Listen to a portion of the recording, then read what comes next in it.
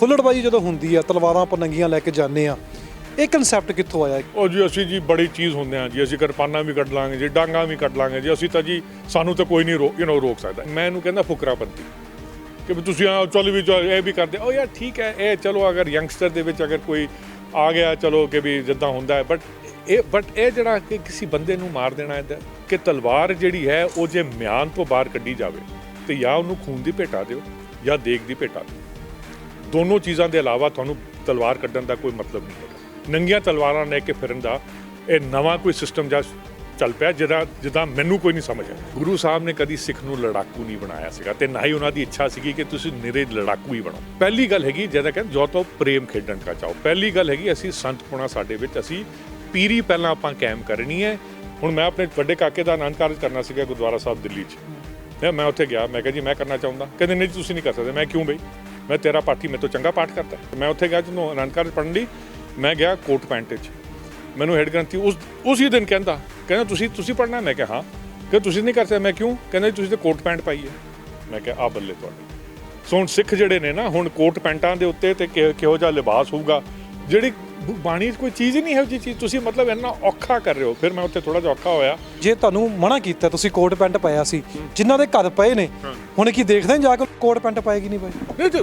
ਪਾਈ ਹੋਵੇ ਤਾਂ ਫਿਰ ਕੀ ਔਖਾ ਹੈ? ਕੋਟ ਪੈਂਟ ਪਾ ਕੇ ਕੋਈ ਬੰਦਾ ਰੱਬ ਨੂੰ ਯਾਦ ਨਹੀਂ ਕਰ ਸਕਦਾ? ਕਮਾਲ ਦੀ ਗੱਲਾਂ ਕਰਦੇ ਆ। ਹੁਣ ਤੂੰ ਇੱਦਾਂ ਖੜਾ ਹੈ, ਤੂੰ ਵੀ ਪੈਂਟ ਕਮੀਜ਼ ਪਾਈ ਹੈ ਤੇ ਮਤਲਬ ਤੂੰ ਰੱਬ ਨੂੰ ਯਾਦ ਕਰਨ ਜੋਗਾ ਨਹੀਂ ਹੈ? ਇਹ ਸਵਾਲ ਤਾਂ ਮੈਂ ਇਹਨਾਂ ਨੂੰ ਕਰ ਰਿਹਾ ਵੀ ਇਹ ਦੇਖਦੇ ਹੋਣਗੇ ਜਾ ਕੇ? ਦੇਖਣ ਨਾ ਦੇਖਣ, ਇਹ ਕੌਣ ਹੁੰਦੇ ਨੇ ਦੇਖਣ ਦੀ? ਇਹ ਕੌਣ ਹੁੰਦੇ ਨੇ ਦੇਖਣ ਲਈ? ਇਹ ਜਾ ਕੇ ਸਰਟੀਫਿਕੇਟ ਦੇਣਗੇ? ਮੈਂ ਕਿਸੇ ਬਾਹਰਲੇ ਬੰਦੇ ਨੂੰ ਕਹਾਂ ਜਿਹੜੇ ਬੰਦੇ ਪੜ੍ਹਦੇ ਨੇ ਸਿੱਖੀ ਬਾਰੇ ਮਾੜੇ ਮੋਟੇ, ਉਹ ਤੇ ਹੈਰਾਨ ਹੋ ਜਾਂਦੇ ਨੇ, ਕਹਿੰਦੇ ਕਮਾਲ ਹੋ ਗਈ ਹੈ, ਤੁਹਾਡੇ ਵਿੱਚ ਕਿੱਥੋਂ ਜਾਤ ਪਾਤ ਆ ਗਈ? ਮੈਂ ਕਿਹਾ ਇਹੀ ਗੱਲ ਮੈਂ ਕਹਿੰਦਾ ਕਿ ਸਿੱਖੀ ਦੇ ਵਿੱਚ ਜਾਤ ਪਾਤ ਨਹੀਂ, ਪਰ ਸਿੱਖਾਂ ਦੇ ਵਿੱਚ ਆ ਗਈ ਅਨਫੋਰਚੂਨੇਟਲੀ। ਸੋ ਇਹ ਗੁਰੂ ਸਾਹਿਬ ਦੀ ਗੱਲ ਤੋਂ ਬਿਲਕੁਲ ਅਸੀਂ ਕੋਸੋਂ ਦੂਰ ਚਲੇ ਗਏ। ਇੱਕ ਪਾਸੇ ਅਸੀਂ ਕਹੇ ਜਾਂਦੇ ਨੇ ਗੁਰੂ ਗ੍ਰੰਥ ਸਾਹਿਬ ਜੀ ਮਾਨਵਤਾ ਦੇ ਲਈ ਗ੍ਰੰਥ ਨੇ, ਗੁਰੂ ਨੇ ਮਾਨਵਤਾ ਲਈ, ਹੈ ਨਾ, ਸਾਰੇ ਕੋਈ ਵੀ ਆ ਕੇ ਪੜ੍ਹ ਲੇ। ਬਟ ਫਿਰ ਅਗਰ ਤੁਸੀਂ ਕਹੋ ਨਹੀਂ ਜੀ ਤੂੰ ਨਹੀਂ ਪੜ੍ਹ ਸਕਦਾ ਕਿਉਂਕਿ ਤੂੰ ਨਹੀਂ ਰੱਖੇ, ਤੂੰ ਕੇਸ ਨਹੀਂ ਰੱਖੀ, ਦਾੜੀ ਨਹੀਂ ਰੱਖੀ, ਤੂੰ ਆ ਨਹੀਂ ਰੱਖਿਆ। ਅਰੇ ਲੋਕਾਂ ਨੂੰ ਇਸ ਪਾਸੇ ਤੁਰੰਤ ਦਿਓ, ਉਹਨਾਂ ਨੂੰ ਜਿਹੜਾ ਖਜ਼ਾਨਾ ਤੁਹਾਨੂੰ ਗੁਰੂ ਦੇ ਕੇ ਗਏ ਨੇ ਇਹ ਦੁਨੀਆ 'ਚ ਵੰਡੋ। ਬਸ ਉਹੀ ਗੱਲ ਹੈ ਜਿਹੜੀ ਤੁਸੀਂ ਕੱਟੜਤਾ ਦੀ ਗੱਲ ਕਰ ਰਹੇ ਹੋ ਨਾ, ਉਸ ਪਾਸੇ ਤੁਸੀਂ ਰਹਿ ਜਾਓਗੇ। ਉਹ ਥੋੜ੍ਹੇ ਜਿਹੇ ਬੰਦੇ ਕਿ ਜੀ ਮੈਂ ਹੀ ਕਰ ਸਕਦਾ, ਤੁਸੀਂ ਨਹੀਂ ਕਰ ਸਕਦੇ। ਪੰਥ ਸਾਡਾ ਹੈਗਾ ਕਿ ਅਸੀਂ ਸਾਰੀ ਦੁਨੀਆ ਨੂੰ ਗਲਵਕੜੀ 'ਚ ਲੈ ਕੇ ਰੱਖਣਾ। ਇਹ ਸਾਡਾ ਪੰਥ ਹੈ।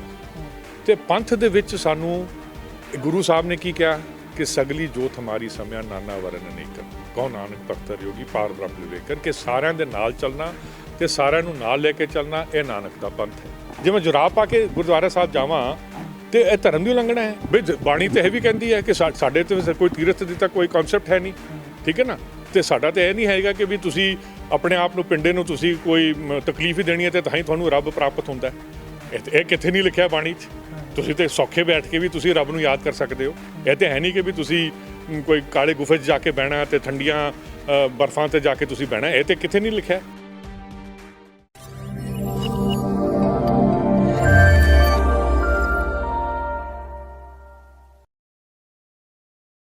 ਇਨਸਾਨ ਨੇ ਤਰੱਕੀ ਕੀਤੀ ਹੈ, ਪਰ ਉਸ ਦੇ ਨਾਲ ਜੋ ਧਰਮ ਦੀ ਪਰੰਪਰਾ ਹੈ ਕਿ ਉਸ ਵਿੱਚ ਵੀ ਤਬਦੀਲੀਆਂ ਆਈਆਂ ਨੇ। ਗੱਲ ਜਦੋਂ ਹੁੰਦੀ ਹੈ ਲੜਾਈ ਦੀ, ਪਹਿਲਾਂ ਲੜਾਈਆਂ ਜੋ ਸੀ ਉਹ ਤਲਵਾਰਾਂ ਦੇ ਨਾਲ ਲੜੀਆਂ ਜਾਂਦੀਆਂ ਸਨ।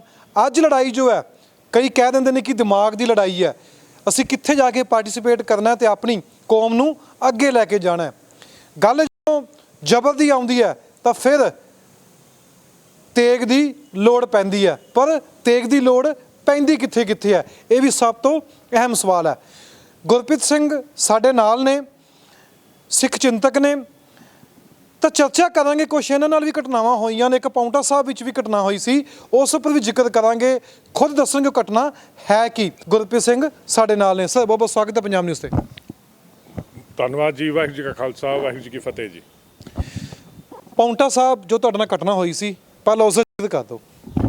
ਦੇਖੋ ਜੀ, ਗੱਲ ਇੱਦਾਂ ਹੈ, ਜਿਹੜੀ ਗੱਲ ਤੁਸੀਂ ਕੀਤੀ ਹੈ ਨਾ ਲਾਸਟ ਵਿੱਚ ਕਿ ਧਰਮ ਦੇ ਉੱਤੇ ਕੋਈ ਛੇੜਖਾਨੀ ਹੋ ਰਹੀ ਹੈ, ਧਰਮ ਦੇ ਉੱਤੇ ਕੋਈ ਛੇੜਖਾਨੀ ਨਹੀਂ ਹੋ ਸਕਦੀ, ਕਿਉਂਕਿ ਗੁਰੂ ਸਾਹਿਬ ਨੇ ਜਿੱਥੇ ਗੁਰਿਆਈ ਗੁਰੂ ਗ੍ਰੰਥ ਸਾਹਿਬ ਜੀ ਨੂੰ ਦਿੱਤੀ ਹੈ, ਉੱਥੇ ਗੁਰੂ ਪੰਥ ਨੂੰ ਵੀ ਦਿੱਤੀ ਹੈ। ਹਾਂ, ਇਹ ਕਹਿੰਦੇ ਹੋਇਆ ਕਿ ਵੀ ਆਪਣੇ ਟਾਈਮ ਟੂ ਟਾਈਮ ਸਾਡੀ ਜਿਹੜੀ ਫਿਲਾਸਫੀ ਹੈ ਉਹ ਸਟੈਟਿਕ ਫਿਲਾਸਫੀ ਨਹੀਂ ਹੈ ਕਿ ਇੱਕ ਟਾਈਮ ਲਿਖਤਾ ਜੀ ਤੇ ਫਿਰ ਇਹ ਹਮੇਸ਼ਾ ਲਈ ਇੱਦਾਂ ਹੈ।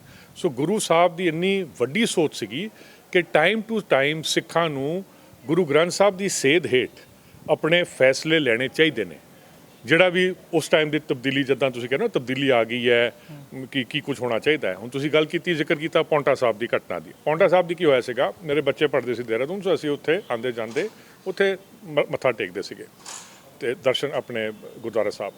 ਤੇ ਇੱਕ ਦਿਨ ਮੈਂ ਆਪਣੇ ਛੋਟੇ ਕਾਕੇ ਨੂੰ ਕਹਿਤਾ, ਮੈਂ ਕਿਹਾ ਕਾਕਾ ਆਪਾਂ, ਉਹਨੇ ਵੀ ਮੈਨੂੰ ਪੁੱਛ ਲਿਆ ਕਿ ਡੈਡੀ ਅੱਜ ਅਸੀਂ ਜੁਰਾਬਾਂ ਦੇ ਸਮੇਤ ਜਾਂ ਜੁਰਾਬਾਂ ਦੇ ਬਗੈਰ ਅਸੀਂ ਗੁਰਦੁਆਰਾ ਸਾਹਿਬ ਜਾਵਾਂਗੇ।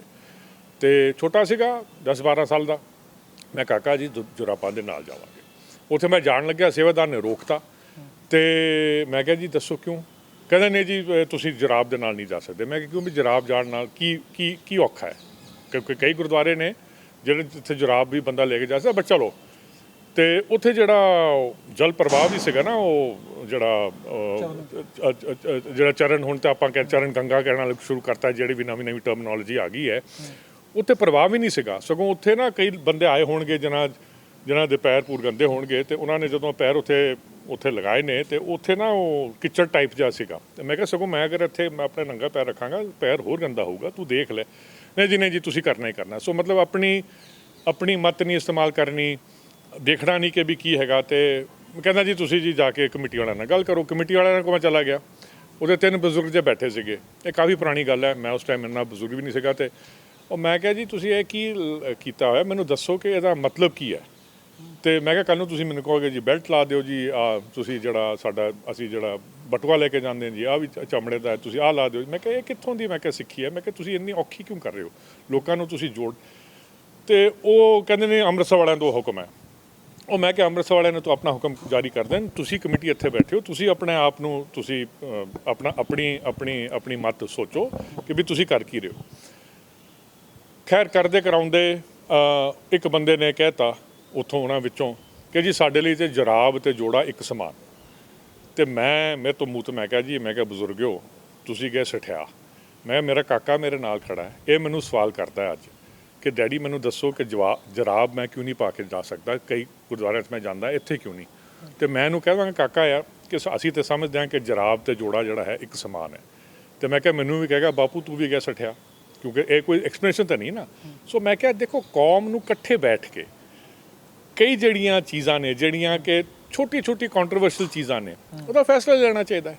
ਹੁਣ ਪਿੱਛੇ ਜਦੋਂ ਨਿਕਲਿਆ ਸੀਗਾ ਕਿ ਜੀ ਉਹ ਬੈਂਚ ਹੋਣੇ ਚਾਹੀਦੇ ਨੇ, ਨਹੀਂ ਹੋਣੇ ਚਾਹੀਦੇ, ਵੀ ਕੌਮ ਸਮੁੱਚੇ ਤੌਰ 'ਤੇ ਇਕੱਠੀ ਬੈਠੇ। ਹੁਣ ਮੈਂ TV ਤੇ ਵੀ ਮੈਂ ਗੱਲ ਕੀਤੀ ਸੀਗੀ, ਉਹਨਾਂ ਨੇ ਮੈਨੂੰ ਦਿਖਾਤਾ ਸੀਗਾ ਕਿ 2013-14 ਦਾ ਇਹਨਾਂ ਦੇ ਕੋਈ ਹੁਕਮਨਾਮਾ ਕੱਢਿਆ ਹੋਇਆ ਕਿ ਜੀ ਬੈਂਚ ਨਹੀਂ ਹੋਣੇ ਚਾਹੀਦੇ। ਤੇ ਮੈਂ ਗੱਲ ਕੀਤੀ ਸੀ ਅਗਰ ਇਹਨਾਂ ਨੇ ਇੰਨਾ ਪੁਰਾਣਾ ਹੁਕਮਨਾਮਾ ਕੱਢਿਆ ਹੋਇਆ ਸੀਗਾ ਤੇ ਹੁਣ ਤੱਕ ਕੀ ਕਰਦੇ ਰਹੇ? ਕਈ ਗੁਰਦੁਆਰਿਆਂ 'ਚ ਉਸ ਤੋਂ ਬਾਅਦ ਹੀ ਆਏ ਨੇ, ਉਹਦੇ 'ਤੇ ਅਮਲ ਕਿਉਂ ਨਹੀਂ ਹੋਇਆ? ਇਸ ਲਈ ਨਹੀਂ ਹੋਇਆ ਕਿਉਂਕਿ ਉੱਥੇ ਜੀ ਜਿਹੜੇ ਉਹ ਬੰਦੇ ਬੈਠੇ ਸੀਗੇ, ਉੱਥੇ ਉਹਦੇ ਵਿੱਚ ਕਿੰਨਿਆਂ ਦੀ ਸ਼ਮੂਲੀਅਤ ਸੀਗੀ ਤੇ ਇਹ ਕਿਹੋ ਜਿਹਾ ਹੁਕਮਨਾਮਾ ਕੱਢਿਆ ਸੀਗਾ। ਉੱਥੇ ਜੀ 10 ਬੰਦਿਆਂ ਨੇ ਆਪਣੀ ਰਾਏ ਦਿੱਤੀ ਸੀਗੀ ਜਾਂ ਜਿਹੜੇ 5 ਹੀ ਉੱਥੇ ਬੈਠੇ ਸੀਗੇ ਉਹਨਾਂ ਨੇ ਹੁਕਮਨਾਮਾ ਕੱਢਿਆ ਆਪਣੀ ਸੋਚ ਮੁਤਾਬਕ, ਪੂਰੀ ਕੌਮ ਦੀ ਰਾਏ ਨਹੀਂ ਲਿੱਤੀ। ਸੋ ਜਦੋਂ ਤੁਸੀਂ ਹੁਕਮਨਾਮਾ ਵੀ ਕੱਢਦੇ ਹੋ ਨਾ, ਉਹਦੇ ਵਿੱਚ ਜੇ ਸਮੁੱਚਾ ਕੌਮ ਦੀ ਸ਼ਮੂਲੀਅਤ ਹੋਵੇ ਨਾ, ਤੇ ਫਿਰ ਉਹ ਹੁਕਮਨਾਮੇ ਸਿਰ ਪ੍ਰਵਾਨ ਵੀ ਹੁੰਦੇ ਨੇ ਤੇ ਮੱਥੇ ਉਹ ਪ੍ਰਵਾਨਗੀ ਵੀ ਉਹਨਾਂ ਨੂੰ ਹੁੰਦੀ ਹੈ ਤੇ ਸਾਰੇ ਬੰਦੇ ਉਹਨਾਂ ਨੂੰ ਮੰਨਦੇ ਵੀ ਨੇ। ਅੱਛਾ ਸਰ, ਮੇਰਾ ਸਵਾਲ ਹੈ ਕਿ ਹੁਣ ਮੈਂ ਇੱਕ ਗੱਲ ਮੈਂ ਦੱਸਾਂ ਕਿ ਹੁਣ ਵੀ ਜਿਹੜਾ ਇਹਨਾਂ ਨੇ ਹੁਣ ਕਮੇਟੀ ਬਣਾਈ ਹੈ, ਜਿਹਦੀ ਉਹ ਰਿਪੋਰਟ ਤੁਸੀਂ ਸੁਣੀ ਹੋਈ ਹੈ ਕਿ ਵੀ ਉਹ ਇਹਨਾਂ ਨੇ ਰਿਪੋਰਟ ਤੇ ਬਣਾਤੀ ਆ ਜਿਹੜਾ ਜਨਾਲੇ ਵਾਲਾ ਇੰਸੀਡੈਂਟ ਹੋਇਆ ਕਿ ਆਇਆ ਕਿ ਗੁਰੂ ਗ੍ਰੰਥ ਸਾਹਿਬ ਦੀ ਬੀੜ ਨੂੰ ਇਹੋ ਜਿਹੇ ਪੋਲੀਟੀਕਲ ਪ੍ਰੋਸੈਸ਼ਨ ਦੇ ਵਿੱਚ ਖੜਨਾ ਚਾਹੀਦਾ ਕਿ ਨਹੀਂ ਖੜਨਾ ਚਾਹੀਦਾ, ਹੈ ਨਾ। ਅਸੀਂ ਤਾਂ ਆਪਣਾ ਇੱਥੋਂ ਫੈਸਲਾ ਸੁਣਾਤਾ, ਅਸੀਂ ਤਾਂ ਸਮਝਦੇ ਹਾਂ ਕਿ ਵੀ ਨਹੀਂ ਹੋਣਾ ਚਾਹੀਦਾ, ਬਟ ਉਹਨਾਂ ਨੇ ਹੁਣ ਬਣਾਤਾ। ਉਹ ਵੀ ਮੈਂ ਗੱਲ ਕੀਤੀ ਸੀਗੀ ਕਿ ਬੜਾ ਵਧੀਆ ਉਹਨਾਂ ਨੇ ਕਦਮ ਚੱਕਿਆ ਸੀਗਾ, ਬਟ ਵਾਏ 15 ਬੰਦੇ ਜਾਂ 12 ਬੰਦੇ ਜਿਹੜੇ ਵੀ ਗਿਆਨੀ ਹਰਪ੍ਰੀਤ ਸਿੰਘ ਨੂੰ ਉਹਨਾਂ ਨੇ ਨੋਮੀਨੇਟ ਕੀਤੇ ਨੇ, 12-15 ਬੰਦੇ ਤਾਂ ਨਹੀਂ ਨੁਮਾਇੰਦਗੀ ਕਰਦੇ ਪੂਰੀ ਕੌਮ ਦੀ ਨਾ। ਤੁਸੀਂ ਮਹੀਨਾ ਹੋਰ ਲੈ ਲਓ, ਤੁਸੀਂ ਲੋਕਾਂ ਨੂੰ ਬਾਹਰ ਨੂੰ ਪੁੱਛੋ ਕਿ ਵੀ ਦੱਸੋ ਸਮੁੱਚੀ ਜਿਹੜਾ ਮੈਜੋਰਿਟੀ ਕਮਿਊਨਿਟੀ ਹੈ, ਕਿਉਂਕਿ ਸਾਡੀ ਗੁਰੂ ਸਾਹਿਬ ਨੇ ਸਾਨੂੰ ਇੱਕ ਐਕਚੁਅਲੀ ਬੜੀ ਡੈਮੋਕ੍ਰੈਟਿਕ ਸੁਸਾਇਟੀ ਬਣਾਇਆ। ਪੁਰਾਤਨ ਵੇਲੇ ਕੀ ਜਰਾਬਾਂ ਹੁੰਦੀਆਂ ਸਨ? ਦੇਖੋ ਮੇਰੀ ਗੱਲ ਸਮਝੋ, ਜਰਾਬਾਂ ਨਹੀਂ ਹੁੰਦੀਆਂ ਸੀਗੀਆਂ, ਬਟ ਉਹਦੇ ਵਿੱਚ ਧਰਮ ਨਾਲ ਕੋਈ ਲੈਣਾ ਦੇਣਾ ਨਹੀਂ ਹੈਗਾ। ਇਹ ਤੇ ਧਰਮ ਦੀ ਉਲੰਘਣਾ ਥੋੜੀ ਨਾ ਹੈ। ਜੇ ਮੈਂ ਜੁਰਾਬ ਪਾ ਕੇ ਗੁਰਦੁਆਰਾ ਸਾਹਿਬ ਜਾਵਾਂ ਤੇ ਇਹ ਧਰਮ ਦੀ ਉਲੰਘਣਾ ਹੈ। ਇਹੀ ਮੈਂ ਗੱਲ ਕੀਤੀ ਸੀ, ਜੇ ਬੈਂਚ 'ਤੇ ਕੋਈ ਬੰਦਾ ਉੱਥੇ ਜਿਹੜਾ ਬੰਦਾ ਭੁੰਜੇ ਨਹੀਂ ਬੈਠ ਸਕਦਾ, ਉਹਦੇ ਗੋਡੇ ਖਰਾਬ ਨੇ, ਉਹ ਬਜ਼ੁਰਗ ਮਤਲਬ ਉਹਦੇ ਲੱਤਾਂ ਵਟਐਵਰ, ਉਹ ਜੇ ਨਹੀਂ ਬਹਿ ਸਕਦਾ ਤੇ ਉਹ ਜਦੋਂ ਉੱਥੇ ਜਾ ਰਿਹਾ ਉਹ ਬੇਅਦਬੀ ਕਰਨ ਜਾ ਰਿਹਾ, ਇਹ ਥੋੜੀ ਨਾ ਹੈਗਾ। ਸੋ ਧਰਮ ਦੀ ਕੋਈ ਪਰਿਵਰਤਨ ਨਹੀਂ ਹੋਇਆ। ਧਰਮ ਹਾਂ ਜਿਹੜਾ ਮਤਲਬ ਜਿਹਨੂੰ ਕਹਿੰਦੇ ਨੇ ਨਾ, ਪਰਿਵਰਤਨ ਅਸੀਂ ਸੌਖੇ ਤਰੀਕੇ ਨਾਲ ਇਹ ਚੀਜ਼ਾਂ ਬਣਾ ਦਿੱਤੀਆਂ ਨੇ ਤੇ ਉਹਦੇ ਵਿੱਚ ਕੀ ਔਖਾ ਹੈ? ਵੀ ਬਾਣੀ ਤੇ ਇਹ ਵੀ ਕਹਿੰਦੀ ਹੈ ਕਿ ਸਾਡੇ ਤੇ ਕੋਈ ਤੀਰਥ ਦੀ ਤਾਂ ਕੋਈ ਕਨਸੈਪਟ ਹੈ ਨਹੀਂ, ਠੀਕ ਹੈ ਨਾ। ਤੇ ਸਾਡਾ ਤਾਂ ਇਹ ਨਹੀਂ ਹੈਗਾ ਕਿ ਵੀ ਤੁਸੀਂ ਆਪਣੇ ਆਪ ਨੂੰ ਪਿੰਡੇ ਨੂੰ ਤੁਸੀਂ ਕੋਈ ਤਕਲੀਫ ਹੀ ਦੇਣੀ ਹੈ ਤੇ ਤਾਂ ਹੀ ਤੁਹਾਨੂੰ ਰੱਬ ਪ੍ਰਾਪਤ ਹੁੰਦਾ ਹੈ। ਇਹ ਕਿੱਥੇ ਨਹੀਂ ਲਿਖਿਆ ਬਾਣੀ 'ਚ। ਤੁਸੀਂ ਤੇ ਸੌਖੇ ਬੈਠ ਕੇ ਵੀ ਤੁਸੀਂ ਰੱਬ ਨੂੰ ਯਾਦ ਕਰ ਸਕਦੇ ਹੋ। ਇਹ ਤੇ ਹੈ ਨਹੀਂ ਕਿ ਵੀ ਤੁਸੀਂ ਕੋਈ ਕਾਲੇ ਗੁਫੇ 'ਚ ਜਾ ਕੇ ਬਹਿਣਾ ਤੇ ਠੰਡੀਆਂ ਬਰਫਾਂ ਤੇ ਜਾ ਕੇ ਤੁਸੀਂ ਬਹਿਣਾ, ਇਹ ਤੇ ਕਿੱਥੇ ਨਹੀਂ ਲਿਖਿਆ। ਇਹ ਤਾਂ ਸੋ ਸਾਡੀ ਇੰਨੀ ਪ੍ਰੈਕਟੀਕਲ ਜਿਹੜੀ ਫਿਲਾਸਫੀ ਦਿੱਤੀ ਹੈ ਗੁਰੂ ਸਾਹਿਬਾਂ ਨੇ ਸਾਨੂੰ, ਅਸੀਂ ਉਹਨੂੰ ਕਿਉਂ ਇੰਨਾ ਔਖਾ ਕਰੀ ਜਾ ਰਹੇ ਹਾਂ ਕਿ ਤੁਸੀਂ ਇੱਦਾਂ ਨਹੀਂ ਕਰਨਾ, ਤੁਸੀਂ ਇਹ ਨਹੀਂ ਕਰਨਾ, ਤੁਸੀਂ ਉਹ ਨਹੀਂ ਕਰਨਾ। ਲੋਕਾਂ ਨੂੰ ਅਸੀਂ ਐਕਚੁਅਲੀ ਤੋੜ ਰਹੇ ਹਾਂ ਸਿੱਖੀ ਤੋਂ। ਅਗਰ ਆਪਾਂ ਇੰਨੀਆਂ ਚੀਜ਼ਾਂ ਤੇ ਹਾਂ, ਜਿਹੜੀ ਗੱਲ ਮੈਂ ਪਹਿਲਾਂ ਕੀਤੀ ਸੀਗੀ ਕਿ ਗੁਰੂ ਸਾਹਿਬ ਨੇ ਹਾਂ ਇਹ ਜ਼ਰੂਰ ਹੈ। ਹੁਣ ਜਿੱਦਾਂ ਗੱਲ ਚੱਲੀ ਨਾ ਕਿ ਵੀ ਗੁਰੂ ਗ੍ਰੰਥ ਸਾਹਿਬ ਦੀ ਸੇਧ ਹੇਠਾਂ, ਹੁਣ ਜਿੱਦਾਂ ਹੈਗਾ ਕਿ ਦਾੜੀ ਕੇਸ ਦੀ ਗੱਲ ਆ ਗਈ, ਠੀਕ ਹੈ ਨਾ। ਸੋ ਪੁਰਾਤਨ ਵੀ ਗੱਲਾਂ ਚੱਲੀਆਂ ਸੀਗੀਆਂ ਕਿ ਵੀ ਦਾੜੀ ਬਣਨੀ ਚਾਹੀਦੀ ਹੈ, ਨਹੀਂ ਬਣਨੀ ਚਾਹੀਦੀ। ਕੌਮ ਨੇ ਫੈਸਲਾ ਲਿੱਤਾ। ਇੱਕ ਹੁੰਦਾ ਜੋਤ, ਇੱਕ ਹੁੰਦੀ ਹੈ ਜੁਗਤ। ਜੋਤ ਹੁੰਦਾ ਪ੍ਰਿੰਸੀਪਲ, ਠੀਕ ਹੈ ਨਾ, ਮੂਲ ਹੈ ਕਿ ਤੁਸੀਂ ਕੇਸਾਂ ਦੀ ਬੇਅਦਬੀ ਨਹੀਂ ਕਰਨੀ। ਹੁਣ ਜੁਗਤ ਹੈ ਰਸਤਾ ਕਿ ਤੁਸੀਂ ਕੇਸ ਕਿੱਦਾਂ ਤੁਸੀਂ ਪਾਉਣੇ ਨੇ। ਹੁਣ ਮੈਂ ਇੱਦਾਂ ਦਾੜੀ ਬੰਨਦਾ, ਕੋਈ ਪੁੱਠੀ ਚੜਾਉਂਦੇ ਨੇ, ਕੋਈ ਗੋਟੀ ਕਰਦੇ ਨੇ, ਕੋਈ ਖੁੱਲੀ ਛੱਡਦੇ ਨੇ, ਉਹ ਜੁਗਤ ਹੈ। ਮੂਲ ਨਾਲ ਕੋਈ ਕੰਪਰੋਮਾਈਜ਼ ਨਹੀਂ। ਧਰਮ ਦੀ ਜਿਹੜੀ ਗੱਲ ਤੁਸੀਂ ਕਹਿ ਰਹੇ ਹੋ ਨਾ, ਮੂਲ ਨਾਲ ਕੋਈ ਕੰਪਰੋਮਾਈਜ਼ ਨਹੀਂ। ਜੁਗਤ ਜਿਹੜਾ ਹੈਗਾ ਹੁਣ ਠੀਕ ਹੈ, ਤੁਸੀਂ ਦਾੜੀ ਇੱਦਾਂ ਬੰਨ ਲਓ, ਖੁੱਲੀ ਛੱਡ ਦਿਓ, ਉਹ ਜੁਗਤ ਹੈ। ਉਹਦੇ ਨਾਲ ਕੋਈ ਧਰਮ ਦੀ ਮਤਲਬ ਬੇਅਦਬੀ ਨਹੀਂ ਹੋ ਰਹੀ। ਅੱਛਾ, ਅੱਜ ਤੋਂ 500 ਸਾਲ ਜੋ ਪਰੰਪਰਾਵਾਂ ਸਨ, ਮੈਂ ਧਰਮ ਦੀ ਗੱਲ ਨਹੀਂ ਕਰ ਰਿਹਾ, ਪਰੰਪਰਾ ਦੀ ਗੱਲ ਕਰ ਰਿਹਾ ਕਿ ਅਸੀਂ ਉੱਥੇ ਖੜੇ ਹਾਂ ਕਿ ਤਬਦੀਲੀ ਆਈ ਹੈ ਕਿਤੇ ਨਾ ਕਿਤੇ ਪਰੰਪਰਾਵਾਂ ਦੇ ਵਿੱਚ। ਆਉਣੀ ਚਾਹੀਦੀ ਹੈ। ਮੈਂ ਤਾਂ ਤੁਹਾਨੂੰ ਪਹਿਲਾਂ ਹੀ ਗੱਲ ਕੀਤੀ ਹੈ ਕਿ ਗੁਰੂ ਸਾਹਿਬ ਨੇ ਸਾਨੂੰ ਇੱਕ ਡਾਇਨਾਮਿਕ ਫਿਲਾਸਫੀ ਦਿੱਤੀ ਹੈ, ਸਟੈਟਿਕ ਨਹੀਂ ਹੈ। ਕਿ ਟਾਈਮ ਟੂ ਟਾਈਮ ਸਿੱਖ ਨੂੰ ਇਹ ਹਦਾਇਤ ਹੈ, ਜਾਂ ਹਦਾਇਤ ਵੀ ਕਹਿ ਲਓ, ਜਾਂ ਇਹ ਇੱਕ ਸਹੂਲਤ ਹੈ ਕਿ ਉਹ ਬੈਠ ਕੇ ਗੁਰੂ ਗ੍ਰੰਥ ਸਾਹਿਬ ਦੀ ਸੇਧ ਹੇਠਾਂ, ਗੁਰੂ ਗ੍ਰੰਥ ਸਾਹਿਬ ਦੀ ਮਤਲਬ ਪ੍ਰਿੰਸੀਪਲ ਦੇ ਉੱਤੇ ਕੋਈ ਕੰਪਰੋਮਾਈਜ਼ ਨਹੀਂ ਕਰਦਿਆਂ ਹੋਇਆ ਉਹ ਟਾਈਮ ਟੂ ਟਾਈਮ ਆਪਣੇ ਫੈਸਲੇ ਜਿਹੜੇ ਨੇ ਦੁਨੀਆ 'ਚ ਵਿਚਰਨ ਵਾਲੇ ਉਹ ਲੈ ਸਕਦੇ ਨੇ। ਅੱਛਾ, ਹੁਣ ਜ਼ਿਕਰ ਕਰੀਏ ਤਲਵਾਰ ਦਾ। ਤੁਸੀਂ ਹੁਣ ਕਹਿ ਵੀ ਦੇ ਸੀ ਤਲਵਾਰ ਕਿੱਥੇ ਵਰਤਣੀ ਹੈ, ਕਿੱਥੇ ਨਹੀਂ, ਇਸ ਦੀ ਕੀ ਮਰਿਆਦਾ ਹੋਣੀ ਚਾਹੀਦੀ ਹੈ? ਸਿੱਧੀ ਗੱਲ ਹੈ ਕਿ ਸਾਡੇ ਸਿੱਖਾਂ ਦੇ ਵਿੱਚ ਪਹਿਲੀ ਗੱਲ ਤੇ ਗੁਰੂ ਸਾਹਿਬ ਨੇ ਕਿਹਾ ਸੀ ਸੰਵਾਦ ਦੀ ਗੱਲ। ਸੰਵਾਦ ਸਾਨੂੰ ਰਚਣਾ ਚਾਹੀਦਾ ਹੈ। ਤਲਵਾਰ ਦੀ ਗੱਲ ਜਿਹੜੀ ਆਈ ਹੈ ਉਹ ਤੇ ਬਿਲਕੁਲ ਅਖੀਰੀ ਇੱਕ ਜਿਹੜਾ ਇੱਕ ਗੁਰੂ ਸਾਹਿਬ ਨੇ ਸਾਨੂੰ ਦੱਸਿਆ ਕਿ ਜਦੋਂ ਹੋਰ ਸਾਰੀਆਂ ਚੀਜ਼ਾਂ ਖਤਮ ਹੋ ਜਾਣ ਉਸ ਟਾਈਮ ਤਲਵਾਰ ਚੱਕਣੀ ਜਾਇਜ਼ ਹੈ, ਠੀਕ ਹੈ ਨਾ। ਠੀਕ ਹੈ ਨਾ, ਦੁਸ਼ਟ ਬੰਦਿਆਂ ਨੂੰ ਸੋਧਣ ਦੀ। ਪਰ ਅੱਜ ਦੀ ਡੇਟ ਵਿੱਚ ਕੀ ਮੈਂ ਦੇਖਿਆ ਕਿ ਸਾਡੇ ਜਿਹੜੇ ਨੌਜਵਾਨ ਨੇ ਨੰਗੀਆਂ ਤਲਵਾਰਾਂ ਲੈ ਕੇ ਫਿਰਦੇ ਨੇ। ਮੈਂ ਜਦੋਂ ਵੱਡਾ ਹੋ ਰਿਹਾ ਸੀਗਾ ਤੇ ਹੁਣ ਤੱਕ ਵੀ ਸਾਡੀ ਤੇ ਮਨੌਤ ਹੈ ਸਾਡੀ ਫੈਮਿਲੀ 'ਚ ਕਿ ਤਲਵਾਰ ਤੇ ਜੁਝਾਰੂ ਕੌਮਾਂ 'ਚ ਕਿ ਤਲਵਾਰ ਜਿਹੜੀ ਹੈ ਉਹ ਜੇ ਮਿਆਨ ਤੋਂ ਬਾਹਰ ਕੱਢੀ ਜਾਵੇ ਤੇ ਜਾਂ ਉਹਨੂੰ ਖੂਨ ਦੀ ਭੇਟਾ ਦਿਓ ਜਾਂ ਦੇਗ ਦੀ ਭੇਟਾ ਦਿਓ। ਦੋਨੋਂ ਚੀਜ਼ਾਂ ਦੇ ਇਲਾਵਾ ਤੁਹਾਨੂੰ ਤਲਵਾਰ ਕੱਢਣ ਦਾ ਕੋਈ ਮਤਲਬ ਨਹੀਂ ਹੈਗਾ। ਨੰਗੀਆਂ ਤਲਵਾਰਾਂ ਲੈ ਕੇ ਫਿਰਨ ਦਾ ਇਹ ਨਵਾਂ ਕੋਈ ਸਿਸਟਮ ਜਾਂ ਚੱਲ ਪਿਆ ਜਿੱਦਾਂ ਮੈਨੂੰ ਕੋਈ ਨਹੀਂ ਸਮਝ ਆਇਆ। ਸੋ ਇਹ ਵੀ ਇੱਕ ਚੀਜ਼ ਜਿਹੜੀ ਹੈਗੀ ਇਹ ਮਾੜੀ ਇੱਕ ਪਰੰਪਰਾ ਜਾਂ ਮਾੜੀ ਇੱਕ ਚੀਜ਼ ਆ ਗਈ ਹੈ ਸਾਡੇ ਬੱਚਿਆਂ ਦੇ ਵਿੱਚ। ਮੈਂ ਤੇ ਇਹਨਾਂ ਨੂੰ ਬੇਨਤੀ ਕਰਾਂਗਾ ਕਿ ਸੋਚੋ, ਪੁਰਾਤਨ ਤੇ ਸਿੱਖ ਇਹੀ ਕਹਿੰਦੇ ਸੀਗੇ ਕਿ ਤਲਵਾਰ ਕੱਢਣਾ, ਪੁਰਾਤਨ ਕੀ, ਮੈਂ ਕਿਸੇ ਨਾਲ ਗੱਲ ਕਰ ਰਿਹਾ ਸੀਗਾ ਜਿਹੜੇ ਰਾਜਪੂਤ ਵੀ ਹੈਗੇ, ਇਹ ਮੈਂ ਉਹਨਾਂ ਨਾਲ ਕਿਸੇ ਨਾਲ ਗੱਲ ਕਰ, ਕਹਿੰਦੇ ਅਸੀਂ ਵੀ ਸਾਡੀ ਵੀ ਇਹ ਮਨੌਤ ਹੈ। ਚਲੋ ਉਹਨਾਂ ਦੀ ਦੇਗ ਨਹੀਂ ਹੁੰਦੀ, ਉਹਨਾਂ ਦੀ ਵੀ ਮਨੌਤ ਹੈ ਕਿ ਜੀ ਜੇ ਤਲਵਾਰ ਬਾਹਰ ਕੱਢਦੀ ਤੇ ਉਹਨੂੰ ਖੂਨ ਦੀ ਭੇਟਾ ਚਾਹੀਦੀ ਹੈ। ਸੋ ਸਾਨੂੰ ਤੇ ਚਲੋ ਗੁਰੂ ਸਾਹਿਬ ਨੇ ਇਹ ਵੀ ਕਿਹਾ ਜਾਂ ਖੂਨ ਦੀ ਜਾਂ ਦੇਗ ਦੀ ਭੇਟਾ ਤੁਸੀਂ ਦਿਓ ਤੇ ਫਿਰ ਹੀ ਤੁਸੀਂ ਤਲਵਾਰ ਨੂੰ ਵਾਪਸ ਮਿਆਨ 'ਚ ਪਾ ਸਕਦੇ ਹੋ। ਪਰ ਕੀ ਸਾਨੂੰ ਲੱਗਦਾ ਕਿ ਸਾਨੂੰ ਸੰਵਾਦ ਕਰਨ ਦੀ ਲੋੜ ਹੈ ਜਾਂ ਸਾਨੂੰ ਪੜ੍ਹ ਲਿਖ ਕੇ ਆਪਣੇ ਆਪ ਨੂੰ ਹੋਰ ਅੱਗੇ ਲਿਜਾਣ ਦੀ ਲੋੜ ਹੈ? ਕਿਉਂਕਿ ਜੋ ਪੜ੍ਹਿਆ ਲਿਖਿਆ ਵਿਅਕਤੀ, ਆਪਾਂ ਨੂੰ ਪਤਾ ਹੈ ਪੂਰੀ ਦੁਨੀਆ ਦੇ ਵਿੱਚ ਬੈਂਕ ਕਾਊਂਟਰ ਬਣ ਗਿਆ ਇੱਕ ਸਿੱਖ। ਆਪਾਂ ਨੂੰ ਪਤਾ ਕਿ ਸੱਜਣ ਸਿੰਘ ਜੋ ਕੈਨੇਡਾ ਦੇ ਵਿੱਚ ਹੈਗੇ ਨੇ ਉਹ ਵੀ ਮਿਨਿਸਟਰ ਬਣੇ ਨੇ। ਸਿੱਖਾਂ ਨੇ ਤਾਂ ਕਾਫੀ ਜਗ੍ਹਾ ਤੇ ਜਾ ਕੇ ਆਪਣੀ ਪਹਿਚਾਣ ਬਣਾਈ ਹੈ। ਉਹ ਪਹਿਚਾਣ ਸਹੀ ਹੈ ਕਿ ਲੜਾਈ ਵਾਲੇ ਪਾਸੇ ਤੁਰ ਕੇ ਜੋ ਪਹਿਚਾਣ ਹੁਣ ਅਸੀਂ ਕਹਿ ਰਹੇ ਹਾਂ ਵੀ ਬਣਾਉਣੀ ਚਾਹੀਦੀ ਹੈ ਉਹ ਸਹੀ ਹੈ? ਦੇਖੋ ਜੀ, ਸਿੱਧੀ ਗੱਲ ਹੈ, ਗੁਰੂ ਨਾਨਕ ਸਾਹਿਬ ਦਾ ਸੰਦੇਸ਼ ਕੀ ਹੈ?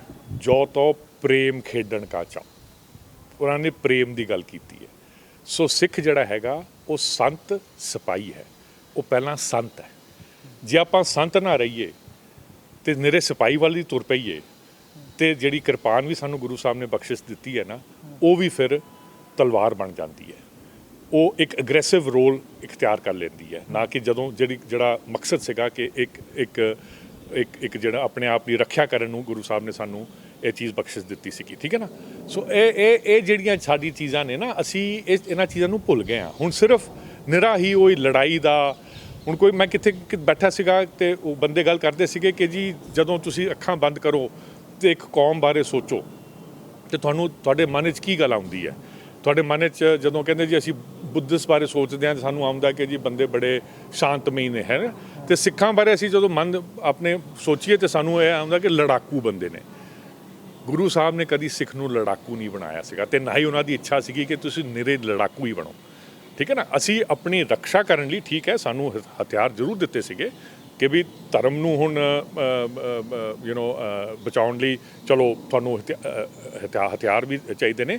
ਪਰ ਪਹਿਲੀ ਗੱਲ ਹੈਗੀ ਜਿਹਦਾ ਕਹਿੰਦੇ ਜੋ ਤੋਂ ਪ੍ਰੇਮ ਖੇਡਣ ਕਾ ਚਾਹੋ, ਪਹਿਲੀ ਗੱਲ ਹੈਗੀ ਅਸੀਂ ਸੰਤਪੁਣਾ ਸਾਡੇ ਵਿੱਚ ਅਸੀਂ ਪੀਰੀ ਪਹਿਲਾਂ ਆਪਾਂ ਕਾਇਮ ਕਰਨੀ ਹੈ, ਮੀਰ ਆਪਾਂ ਬਣ ਜਾਵਾਂਗੇ, ਬਣਦੇ ਵੀ ਰਹੇ ਹਾਂ ਤੇ ਬਣ ਵੀ ਜਾਵਾਂਗੇ, ਉਹ ਕੋਈ ਪ੍ਰੋਬਲਮ ਵਾਲੀ ਗੱਲ ਨਹੀਂ ਹੈ।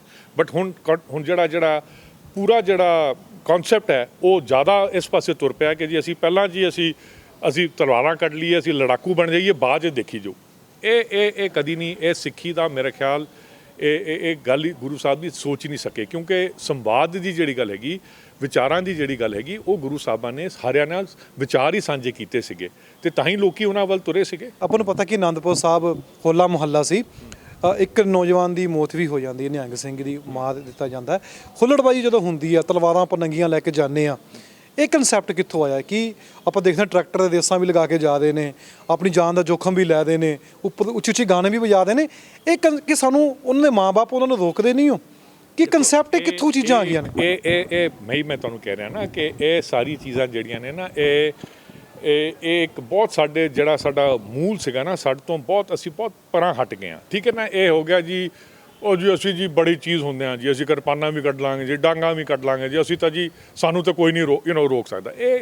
ਇਹ ਤੁਹਾਡੀ ਜਿਹੜੀ ਸੋਚ ਹੈ ਨਾ, ਇਹ ਬਹੁਤ ਮਾੜੀ ਸੋਚ ਹੈ। ਮੈਂ ਕਿਹਾ ਸਿੱਖਾਂ ਦੀ ਸੋਚ ਜਿਹੜੀ ਹੈ ਨਾ, ਤੁਸੀਂ ਗੁਰੂ ਦੀ ਬਾਣੀ ਨਾਲ ਜੁੜੋ, ਤੁਸੀਂ ਗੁਰੂ ਦੇ ਸ਼ਬਦ ਨਾਲ ਜੁੜੋ, ਤੁਸੀਂ ਗੁਰੂ ਦੇ ਸ਼ਬਦ ਨੂੰ ਪੜ੍ਹੋ, ਉਹਨੂੰ ਸਮਝੋ ਤੇ ਤਾਂ ਤੁਹਾਨੂੰ ਪਤਾ ਲੱਗੂਗਾ ਕਿ ਵੀ ਐਕਚੁਅਲੀ ਤੁਸੀਂ ਕਿੰਨਾ ਉਸ ਤੋਂ ਅਸੀਂ ਅੱਜ ਦੀ ਡੇਟ ਵਿੱਚ ਜਿਹੜਾ ਆਹ ਕੰਮ ਹੋ ਰਿਹਾ ਨਾ, ਇਹ ਜਿਹਨੂੰ ਕਹਿੰਦੇ ਮੈਂ ਇਹਨੂੰ ਕਹਿੰਦਾ ਫੁਕਰਾਪੰਤੀ ਕਿ ਵੀ ਤੁਸੀਂ ਚੱਲ ਵੀ ਇਹ ਵੀ ਕਰਦੇ ਉਹ ਯਾਰ ਠੀਕ ਹੈ। ਇਹ ਚਲੋ ਅਗਰ ਯੰਗਸਟਰ ਦੇ ਵਿੱਚ ਅਗਰ ਕੋਈ ਆ ਗਿਆ ਚਲੋ ਕਿ ਵੀ ਜਿੱਦਾਂ ਹੁੰਦਾ ਹੈ, ਬਟ ਇਹ ਜਿਹੜਾ ਕਿ ਕਿਸੇ ਬੰਦੇ ਨੂੰ ਮਾਰ ਦੇਣਾ ਇੱਦਾਂ, ਤੁਸੀਂ ਯਾਰ ਅਗਰ ਅਗਲੇ ਨਾਲ ਤੁਹਾਡਾ ਕੁਝ ਹੋਇਆ ਸੀਗਾ, ਤੁਸੀਂ ਯਾਰ ਹੁਣ ਤਾਂ ਸਾਨੂੰ ਤਾਂ ਇਹ ਵੀ ਸਾਨੂੰ ਪਤਾ ਹੈਗਾ ਕਿ ਵੀ ਗੁਰੂ ਸਾਹਿਬ ਉੱਤੇ ਵੀ ਲੋਕਾਂ ਨੇ ਵਾਰ ਕੀਤਾ ਸੀਗਾ ਤੇ ਉਹਨਾਂ ਨੇ ਪਹਿਲਾਂ ਉਹਨਾਂ ਨੂੰ ਵਾਰ ਕਰਨ ਦਿੱਤਾ, ਫਿਰ ਹੀ ਉਹਨਾਂ ਨੇ ਵਾਰ ਕੀਤਾ ਨਾ। ਤੇ ਸੋ ਬਟ ਮਾਫੀ ਉਹ ਆਪਣੇ ਇਹ ਵੀ ਸੀਗਾ ਕਿ ਵੀ ਹਰ ਇੱਕ ਨਾਲ ਤੁਸੀਂ ਸੰਵਾਦ ਵਿੱਚ ਰਹੋ, ਸੰਜਮ ਵਿੱਚ ਰਹੋ ਤੇ ਫਿਰ ਹਾਂ ਅਖੀਰੀ ਅਗਰ ਕੁਝ ਨਹੀਂ ਹੁੰਦਾ ਤੇ ਤੁਸੀਂ ਫਿਰ ਆਪਣੇ ਆਪ ਨੂੰ ਤੁਸੀਂ ਸੁਰੱਖਿਅਤ ਰੱਖਣ ਲਈ ਤੁਸੀਂ ਕੁਝ ਕਰ ਸਕਦੇ ਹੋ। ਬਟ ਪਹਿਲਾਂ ਹੀ ਤੁਸੀਂ ਹਰ ਇੱਕ ਨਾਲ ਤੁਸੀਂ ਗੱਲ ਹੀ ਨਹੀਂ ਕਰਨੀ। ਹੁਣ ਉਹੀ ਗੱਲ ਹੈਗੀ ਜਿਹੜੀ ਗਿਆਨੀ ਹਰਪ੍ਰੀਤ ਸਿੰਘ ਉਹਨਾਂ ਨੇ ਮੀਰੀ ਪੀਰੀ ਦਿਵਸ 'ਤੇ ਕੀਤੀ ਸੀਗੀ ਕਿ ਹਰ ਇੱਕ ਸਿੱਖ ਨੂੰ ਹਦਾਇਤ ਦਿੱਤੀ ਸੀਗੀ ਕਿ ਤੁਸੀਂ ਇੱਕ ਲਾਇਸੈਂਸੀ ਹਥਿਆਰ ਰੱਖੋ। ਤੇ ਮੈਂ ਕਿਹਾ ਸੀਗਾ, ਮੈਂ ਕਿਹਾ ਜੀ ਮੀਰੀ ਪੀਰੀ ਕਨਸੈਪਟ ਅਸੀਂ ਸਾਰੇ ਬਾਖੂਬੀ ਸਮਝਦੇ ਹਾਂ, ਬਟ ਪਹਿਲਾਂ ਤੁਸੀਂ ਸਾਨੂੰ, ਮੈਂ ਫਿਰ ਤੋਂ ਦੁਹਰਾ ਰਿਹਾ, ਪਹਿਲਾਂ ਤੁਸੀਂ ਸਾਨੂੰ ਪੀਰ ਬਣਾਓ, ਫਿਰ ਅਸੀਂ ਮੀਰ ਬਣਾਂਗੇ, ਕਿਉਂਕਿ ਉਹ ਜਦ ਤਾਈਂ ਉਹ ਨਹੀਂ ਨਾ ਹੋਏਗਾ ਨਾ ਤੇ ਫਿਰ ਅਸੀਂ ਇਹੋ ਜਿਹਾ ਕੰਮ ਕਰਦੇ ਰਹਾਂਗੇ। ਕਿ ਅਸੀਂ ਕੱਟੜਤਾ ਵਾਲੇ ਪਾਸੇ ਵੱਧ ਗਏ ਹਾਂ ਜਾਂ ਉਸ ਪਾਸੇ ਜਾ ਰਹੇ ਹਾਂ ਹੌਲੀ ਹੌਲੀ? ਬਿਲਕੁਲ, ਦੇਖੋ ਜੀ ਗੱਲ ਇੱਦਾਂ ਹੁੰਦੀ ਹੈ, ਇੱਕ ਹੁੰਦਾ ਹੈ ਧਰਮ, ਇੱਕ ਹੁੰਦਾ ਹੈ ਪੰਥ, ਇੱਕ ਹੁੰਦਾ ਹੈ ਕੌਮ। ਕੌਮ ਜਿਹੜੀ ਹੈਗੀ ਠੀਕ ਹੈ, ਕੌਮ ਦੇ ਵਿੱਚ ਆਹ ਸਾਰੀਆਂ ਚੀਜ਼ਾਂ ਆ ਜਾਂਦੀਆਂ ਨੇ ਨਾ, ਜਿਹੜੀ ਮੀਰੀ ਵਾਲੀਆਂ ਚੀਜ਼ਾਂ ਨੇ। ਠੀਕ ਹੈ, ਕਿ ਇੱਕ ਸਾਡਾ ਜਿਹੜਾ ਪੰਥ ਹੈ, ਪੰਥ ਸਾਡਾ ਹੈਗਾ ਕਿ ਅਸੀਂ ਸਾਰੀ ਦੁਨੀਆ ਨੂੰ ਗਲਵਕੜੀ 'ਚ ਲੈ ਕੇ ਰੱਖਣਾ, ਇਹ ਸਾਡਾ ਪੰਥ ਹੈ। ਤੇ ਪੰਥ ਦੇ ਵਿੱਚ ਸਾਨੂੰ ਗੁਰੂ ਸਾਹਿਬ ਨੇ ਕੀ ਕਿਹਾ ਕਿ ਸਗਲੀ ਜੋਤ ਹਮਾਰੀ ਸਮਿਆ ਨਾਨਾ ਵਰਨ ਅਨੇਕਨ, ਕਹੋ ਨਾਨਕ ਪਰਤਰ ਯੋਗੀ ਪਾਰ ਬ੍ਰਹਮ ਵਿਵੇਕਨ, ਕਿ ਸਾਰਿਆਂ ਦੇ ਨਾਲ ਚੱਲਣਾ ਤੇ ਸਾਰਿਆਂ ਨੂੰ ਨਾਲ ਲੈ ਕੇ ਚੱਲਣਾ, ਇਹ ਨਾਨਕ ਦਾ ਪੰਥ ਹੈ। ਤੇ ਕੱਟੜਪੰਥਤਾ ਕਿੱਥੋਂ ਆ ਸਕਦੀ ਹੈ? ਫਿਰ ਜਿਹੜੀ ਇਗੈਲੀਟੇਰੀਅਨ ਸੁਸਾਇਟੀ, ਇੱਕ ਦੂਜੇ ਨੂੰ ਰੱਬ ਦਾ ਬੰਦਾ ਵੇਖਣਾ, ਸੋਚਣਾ ਤੇ ਉਹਨੂੰ ਸਵੀਕਾਰ ਕਰਨਾ, ਇਹ ਸਾਡੇ ਵਿੱਚ ਸੀਗਾ। ਹੁਣ ਤੁਸੀਂ ਆਪ ਹੀ ਦੇਖ ਲਓ ਇੱਥੇ ਪੰਜਾਬ 'ਚ ਕੀ ਹਾਲ ਹੈਗਾ। ਅਸੀਂ ਵਿਤਕਰਾ ਕਰੀ ਜਾਂਦੇ ਹਾਂ, ਆਪਸ ਵਿੱਚ ਹੀ ਵਿਤਕਰਾ ਹੋ ਗਿਆ, ਸਿੱਖਾਂ ਦੇ ਵਿੱਚ ਹੀ ਹੋ ਗਿਆ, ਜਾਤ ਪਾਤ ਦੀ ਗੱਲ ਆ ਗਈ ਇੱਥੇ ਪੰਜਾਬ 'ਚ। ਮੈਂ ਕਿਸੇ ਬਾਹਰਲੇ ਬੰਦੇ ਨੂੰ ਕਹਾਂ, ਜਿਹੜੇ ਬੰਦੇ ਪੜ੍ਹਦੇ ਨੇ ਸਿੱਖੀ ਬਾਰੇ ਮਾੜੇ ਮੋਟੇ, ਉਹ ਤੇ ਹੈਰਾਨ ਹੋ ਜਾਂਦੇ ਨੇ, ਕਹਿੰਦੇ ਕਮਾਲ ਹੋ ਗਈ, ਇਹ ਤੁਹਾਡੇ ਵਿੱਚ ਕਿੱਥੋਂ ਜਾਤ ਪਾਤ ਆ ਗਈ? ਮੈਂ ਕਿਹਾ ਇਹੀ ਗੱਲ ਮੈਂ ਕਹਿੰਦਾ ਕਿ ਸਿੱਖੀ ਦੇ ਵਿੱਚ ਜਾਤ ਪਾਤ ਨਹੀਂ, ਪਰ ਸਿੱਖਾਂ ਦੇ ਵਿੱਚ ਆ ਗਈ ਅਨਫੋਰਚੂਨੇਟਲੀ। ਸੋ ਇਹ ਗੁਰੂ ਸਾਹਿਬ ਦੀ ਗੱਲ ਤੋਂ ਬਿਲਕੁਲ ਅਸੀਂ ਕੋਸੋਂ ਦੂਰ ਚਲੇ ਗਏ। ਸੋ ਜਦ ਤਾਈਂ ਅਸੀਂ ਗੁਰੂ ਸਾਹਿਬ ਦੇ ਲੜ ਨਹੀਂ ਲੱਗਾਂਗੇ ਨਾ, ਮੁੱਕਦੀ ਗੱਲ ਹੈਗੀ ਸਿੱਖ ਅੱਜ ਦੀ ਡੇਟ ਵਿੱਚ ਕਿਉਂ ਇਹੋ ਜਿਹੇ, ਮੈਂ ਕਹਿੰਦਾ ਸਿੱਖੀ ਕਿਉਂ ਵਿਪਤਾ 'ਚ ਪਈ ਹੋਈ ਹੈ, ਕਿਉਂਕਿ ਅਸੀਂ ਗੁਰੂ ਤੋਂ ਟੁੱਟੇ। ਅੱਛਾ, ਇੱਕ ਆਖਰੀ ਸਵਾਲ ਹੈ, ਤੁਹਾਨੂੰ ਕਿਉਂ ਲੱਗਦਾ ਵੀ ਜੋ ਸਿੱਖ ਹੈ ਉਹ ਕੱਟੜਤਾ ਵਾਲੇ ਪਾਸੇ ਜਾਂਦੇ ਨੇ, ਜੋ ਲੋਕ ਨੇ, ਜੋ ਤੁਸੀਂ ਆਸੇ-ਪਾਸੇ ਮਾਹੌਲ ਦੇਖਦੇ ਹੋ, ਤੁਹਾਨੂੰ ਕਿਉਂ ਲੱਗਦਾ? ਕਿਉਂਕਿ ਉਹਨਾਂ ਨੂੰ ਸਮਝ ਹੀ ਨਹੀਂ।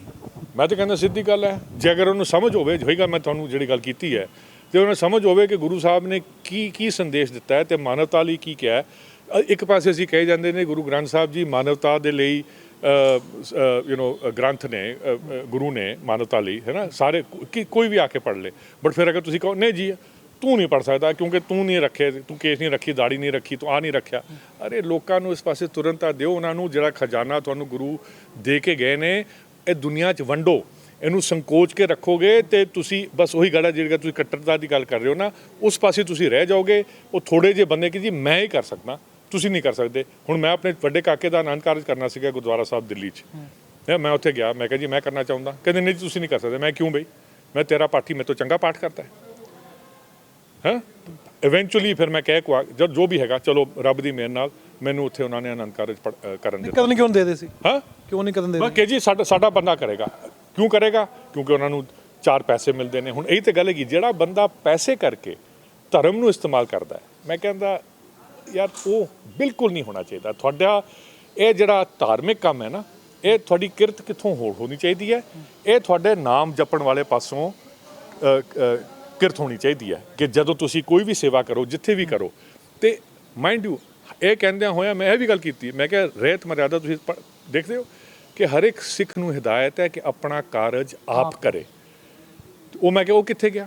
ਤੁਸੀਂ ਕਿਉਂ ਠੇਕੇਦਾਰ ਬਣੇ ਹੋਏ ਹੋ ਗੁਰਦੁਆਰਿਆਂ ਦੇ? ਤੇ ਕੋਈ ਨਹੀਂ ਇੱਥੇ ਬੰਦਾ ਆ ਕੇ ਮੈਨੂੰ ਫਿਰ ਜਿਹੜਾ ਕੀਰਤਨੀਆ ਸੀਗਾ, ਦੇਖੋ ਅਸੀਂ ਕਿੰਨਾ ਇਹਨੂੰ ਉਹ ਕਰਤਾ ਹੈ, ਹਰ ਇੱਕ ਥਾਂ ਦੇ ਆਪਣੀ ਆਪਣੀ ਬਣਾ ਲਈ। ਉਹ ਕਹਿੰਦਾ ਜੀ ਭਾਜੀ ਅਸੀਂ ਤਾਂ ਕੀਰਤਨੀਏ ਹੈ, ਅਸੀਂ ਤਾਂ ਕੁੜਤਾ ਪਜਾਮਾ ਪਾ ਕੇ ਕੀਰਤਨ ਕਰਦੇ ਹਾਂ। ਹਾਂ ਸੱਚ, ਮੈਂ ਉੱਥੇ ਗਿਆ ਜਦੋਂ ਆਨੰਦ ਕਾਰਜ ਪੜ੍ਹਨ ਲਈ, ਮੈਂ ਗਿਆ ਕੋਟ ਪੈਂਟ 'ਚ। ਮੈਨੂੰ ਹੈਡ ਗ੍ਰੰਥੀ ਉਸੇ ਦਿਨ ਕਹਿੰਦਾ ਤੁਸੀਂ ਪੜ੍ਹਨਾ? ਮੈਂ ਕਿਹਾ ਹਾਂ। ਕਿ ਤੁਸੀਂ ਨਹੀਂ ਕਰ ਸਕਦੇ? ਮੈਂ ਕਿਉਂ? ਕਹਿੰਦਾ ਤੁਸੀਂ ਤਾਂ ਕੋਟ ਪੈਂਟ ਪਾਈ ਹੈ। ਮੈਂ ਕਿਹਾ ਆ ਬੱਲੇ ਤੁਹਾਡੇ। ਸੋ ਹੁਣ ਸਿੱਖ ਜਿਹੜੇ ਨੇ ਨਾ, ਹੁਣ ਕੋਟ ਪੈਂਟਾਂ ਦੇ ਉੱਤੇ ਤੇ ਕਿਹੋ ਜਿਹਾ ਲਿਬਾਸ ਹੋਊਗਾ, ਜਿਹੜੀ ਬਾਣੀ 'ਚ ਕੋਈ ਚੀਜ਼ ਹੀ ਨਹੀਂ ਇਹੋ ਜਿਹੀ ਚੀਜ਼, ਤੁਸੀਂ ਮਤਲਬ ਇੰਨਾ ਔਖਾ ਕਰ ਰਹੇ ਹੋ। ਫਿਰ ਮੈਂ ਉੱਥੇ ਥੋੜ੍ਹਾ ਜਿਹਾ ਔਖਾ ਹੋਇਆ, ਚਲੋ ਹੋਰ ਵੀ ਬੰਦੇ ਆ ਗਏ, ਫਿਰ ਉਹਨੂੰ ਸਮਝ ਆ ਗਈ ਹੈਡ ਗ੍ਰੰਥੀ ਨੂੰ। ਬਟ ਕਹਿਣ ਦਾ ਮੇਰਾ ਭਾਵ ਹੈਗਾ ਤੁਸੀਂ ਆਪਣੇ ਆਪ ਨਾਲ ਦਿਲ ਵੱਡਾ ਕਰੋ। ਜਿਹੜਾ ਗੁਰੂ ਨੇ ਤੁਹਾਨੂੰ ਗਿਆਨ ਬਖਸ਼ਿਆ, ਜਿਹੜਾ ਗੁਰੂ ਨੇ ਤੁਹਾਨੂੰ ਇੰਨਾ ਖਜ਼ਾਨਾ ਦਿੱਤਾ, ਇਹਨੂੰ ਵੰਡੋ। ਇੱਕ ਸਵਾਲ ਹੈ, ਜੇ ਤੁਹਾਨੂੰ ਮਨਾ ਕੀਤਾ, ਤੁਸੀਂ ਕੋਟ ਪੈਂਟ ਪਾਇਆ ਸੀ, ਜਿਨ੍ਹਾਂ ਦੇ ਘਰ ਪਏ ਨੇ, ਹੁਣ ਕੀ ਦੇਖਦੇ ਜਾ ਕੇ ਕੋਟ ਪੈਂਟ ਪਾਏਗੀ ਨਹੀਂ ਪਾਈ? ਨਹੀਂ ਪਾਈ ਹੋਵੇ ਤਾਂ ਫਿਰ ਕੀ ਔਖਾ ਹੈ? ਕੋਟ ਪੈਂਟ ਪਾ ਕੇ ਕੋਈ ਬੰਦਾ ਰੱਬ ਨੂੰ ਯਾਦ ਨਹੀਂ ਕਰ ਸਕਦਾ? ਕਮਾਲ ਦੀ ਗੱਲਾਂ ਕਰਦੇ ਆ। ਹੁਣ ਤੂੰ ਇੱਦਾਂ ਖੜਾ ਹੈ, ਤੂੰ ਵੀ ਪੈਂਟ ਕਮੀਜ਼ ਪਾਈ ਹੈ, ਤੇ ਮਤਲਬ ਤੂੰ ਰੱਬ ਨੂੰ ਯਾਦ ਕਰਨ ਜੋਗਾ ਨਹੀਂ ਹੈ? ਨਹੀਂ, ਇਹ ਸਵਾਲ ਤਾਂ ਮੈਂ ਇਹਨਾਂ ਨੂੰ ਕਰ ਰਿਹਾ ਵੀ ਇਹ ਦੇਖਦੇ ਹੋਣਗੇ ਜਾ ਕੇ। ਦੇਖਣ ਨਾ ਦੇਖਣ, ਇਹ ਕੌਣ ਹੁੰਦੇ ਨੇ ਦੇਖਣ ਦੀ? ਇਹ ਕੌਣ ਹੁੰਦੇ ਨੇ ਦੇਖਣ ਲਈ? ਇਹ ਜਾ ਕੇ ਸਰਟੀਫਿਕੇਟ ਦੇਣਗੇ? ਗੱਲ ਤਾਂ ਉੱਥੇ ਹੀ ਆ ਗਈ ਨਾ। ਇਹ ਕੌਣ ਹੁੰਦੇ ਨੇ ਦੇਖਣ ਲਈ ਕਿ ਸਰਟੀਫਿਕੇਟ ਅਸੀਂ ਦੇਵਾਂਗੇ? ਕਿ ਵੀ ਗੱਲ ਤਾਂ ਤੁਸੀਂ ਉਹੀ ਕਹਿ ਰਹੇ ਹੋ ਨਾ ਕਿ ਵੀ ਤੁਸੀਂ ਸੰਕੋਚ ਕੇ ਰੱਖ ਲਿਆ, ਅਸੀਂ ਸਰਟੀਫਿਕੇਟ ਦੇਵਾਂਗੇ ਕਿ ਵੀ ਭਾਈ ਤੂੰ ਸਿੱਖ ਹੈ ਕਿ ਨਹੀਂ ਹੈਗਾ। ਕਮਾਲ ਹੋ ਗਈ। ਮੈਂ ਕਹਿੰਦਾ ਦੁਨੀਆ ਦਾ 8 ਲੱਖ ਬੰਦਾ ਸਿੱਖ ਹੈਗਾ, ਔਰ 8 ਬਿਲੀਅਨ ਬੰਦਾ ਸਿੱਖ ਹੈਗਾ। ਉਹਨੂੰ ਸਿੱਖੀ ਵਾਲੇ ਪਾਸੇ ਤੁਰੰਤ ਆ ਦਿਓ। ਤੁਸੀਂ ਕਿਉਂ ਇਹ ਸਿੱਖੀ ਨੂੰ ਇੰਨਾ ਔਖਾ ਕਰੀ ਜਾ ਰਹੇ ਹੋ? ਇੱਕ ਆਖਰੀ ਸਵਾਲ ਹੈ, ਜਦੋਂ ਸ਼੍ਰੀ ਗੁਰੂ ਗ੍ਰੰਥ ਸਾਹਿਬ ਘਰੇ ਲੈ ਕੇ ਜਾਣਾ ਹੋਵੇ ਕਿਸੇ ਨੇ, ਤੁਹਾਨੂੰ ਪਤਾ ਹੀ ਕੀ ਉੱਥੇ ਨਿਯਮ ਹੁੰਦੇ ਨੇ, ਇਹ ਨਿਯਮ ਲੱਗਦਾ ਵੀ ਅਸੀਂ ਨੇ ਜ਼ਿਆਦਾ ਸਖਤ ਕਰ ਦਿੱਤੇ ਨੇ, ਕੋਈ ਆਮ ਵਿਅਕਤੀ ਲਿਜਾ ਹੀ ਨਹੀਂ ਸਕਦਾ। ਫਿਰ ਤੋੜ ਤਾਂ ਸਾਨੂੰ ਉੱਥੇ ਦਿੱਤਾ ਗਿਆ ਨਾ ਸਾਨੂੰ। ਵੀ ਮੈਂ ਕਹਿ ਰਿਹਾ ਨਾ, ਹੁਣ ਦੇਖੋ ਪਿੱਛੇ ਵੀ ਹੈ ਸਿੰਧੀਆਂ ਦੇ ਘਰੋਂ ਉੱਥੇ ਇੰਦੌਰ ਤੋਂ ਇਹਨਾਂ ਨੇ ਚੱਕ ਲਏ ਸੀਗੇ ਗੁਰੂ ਗ੍ਰੰਥ ਸਾਹਿਬ ਦੀ ਬੀੜਾਂ, ਠੀਕ ਹੈ ਨਾ, ਇੱਥੋਂ ਵੀ ਜਿਹੜੀਆਂ, ਠੀਕ ਹੈ ਨਾ, ਕਿ ਜੀ ਤੁਹਾਡੀ ਮਰਿਆਦਾ ਨਹੀਂ ਚੰਗੀ ਜੀ। ਅਰੇ ਭਾਈ ਤੂੰ ਕੌਣ ਹੁੰਦਾ ਕਿ ਕਿਸੇ ਦੀ ਮਰਿਆਦਾ ਕਰਨਾ ਹੈ? ਉਹ ਜਿਹੜਾ ਬੰਦਾ ਗੁਰੂ ਦੀ ਸੇਵਾ ਕਰ ਰਿਹਾ ਹੈ, ਇੱਕ ਗੱਲ ਤੇ ਸਪਸ਼ਟ ਸਮਝੋ ਨਾ ਕਿ ਉਹ ਨਿਰਾਦਰ ਸਹਿਤ ਨਹੀਂ ਸੇਵਾ ਕਰ ਰਿਹਾ। ਜਿੰਨੀ ਕੁ ਵੀ ਉਹਦੇ ਵਿੱਚ ਸ਼ਰਧਾ ਹੈ ਉਸ ਹਿਸਾਬ ਨਾਲ ਉਹ ਸੇਵਾ ਕਰ ਰਿਹਾ। ਉਹ ਸ਼ਾਇਦ ਤੇਰੀ ਸ਼ਰਧਾ ਦੇ ਮੁਤਾਬਕ ਨਾ ਹੋਵੇ, ਫਿਰ ਕੀ ਹੋਇਆ? ਅਗਰ ਤੂੰ ਸਮਝਦਾ ਕਿ ਵੀ ਮੈਂ ਜੀ 90% ਸ਼ਰਧਾ ਨਾਲ ਕਰ ਰਿਹਾ, ਅਗਲਾ 10% ਸ਼ਰਧਾ ਨਾਲ ਕਰ ਰਿਹਾ, ਉਹ ਵੀ ਤਾਂ ਕਰ ਹੀ ਰਿਹਾ, ਉਹਨੂੰ ਕਿਉਂ ਤੁਸੀਂ ਰੋਕ ਰਹੇ ਹੋ? ਸੋ ਮੇਰਾ ਕਹਿਣ ਦਾ ਮਤਲਬ ਹੈ ਦਿਲ ਵੱਡੇ ਕਰੋ, ਗੁਰੂ ਦੀ ਬਾਣੀ ਨੂੰ ਫੈਲਾਓ। ਇਹ ਜਿਹੜਾ ਖਜ਼ਾਨਾ ਹੈ ਇਹਨੂੰ ਦੁਨੀਆ ਦੇ ਵਿੱਚ ਮਤਲਬ ਜਿੰਨਾ ਤੁਸੀਂ ਜ਼ਿਆਦਾ ਇਹਨੂੰ ਫੈਲਾ ਸਕਦੇ ਹੋ ਉਸ ਪਾਸੇ ਤੁਸੀਂ ਧਿਆਨ ਦਿਓ। ਤੇ ਇੱਕ ਗੱਲ ਸਪਸ਼ਟ ਰੱਖੋ ਆਪਣੇ ਮਨ ਵਿੱਚ, ਇਹ ਜਿਹੜਾ ਨਾ ਕਿ ਜੀ ਅਸੀਂ ਜੀ ਮਰਿਆਦਾ ਇੱਦਾਂ ਹੋਣੀ ਚਾਹੀਦੀ ਹੈ।